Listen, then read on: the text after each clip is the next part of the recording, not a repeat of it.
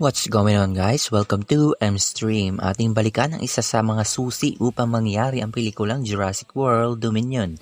Ano-ano kaya mga Easter eggs at hidden details na nalagpasan mo sa pelikulang Jurassic World Fallen Kingdom?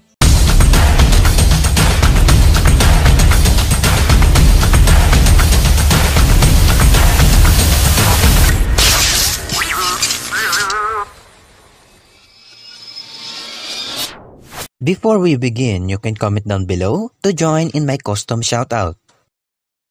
Ang simula ng pelikula ay kung saan ang ilang grupo ay muling bumalik sa Isla Nublar at hinanap ang labi ng Indominus Rex, ang Indominus Rex na hinila ng Mosasaurus sa pelikulang Jurassic World. At kumuha sila ng sampol ng DNA nito at bumuo ng panibagong uri ng dinosaur, ito ang Indoraptor. At sa sumunod na eksena ating makikita si Ian Malcolm, ang isa sa mga original character mula sa Jurassic Park franchise, at muli natin siya makikita kasama sila Dr. Alan Grant at Dr. Ellie Sattler sa pelikulang Jurassic World Dominion. Nagbabalik si Claire at siya ay pumunta sa mansyon ni Benjamin Lockwood, ang dating partner at kaibigan ni John Hammond. At si Lockwood ay meron ding tungkod na may amber na parang kay Hammond. Nakilala natin dito si Eli Mills, nagbabalik si Owen Grady at tutulong siya upang makuha si Blue. Kasama nila si Z at Franklin. Pagdating nila, nakita nilang isang Brachiosaurus na nagpapaalala sa ating sa unang pelikula ng Jurassic Park.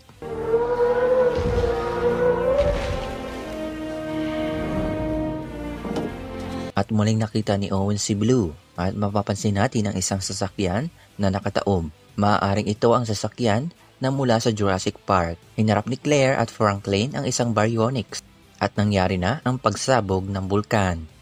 Sila ay tumago sa likod ng isang malaki at nakatumbang puno, isang reference mula sa Jurassic Park. At matapos mangyari ito, binigyan tayo ng isa sa mga nakakalungkot na eksena.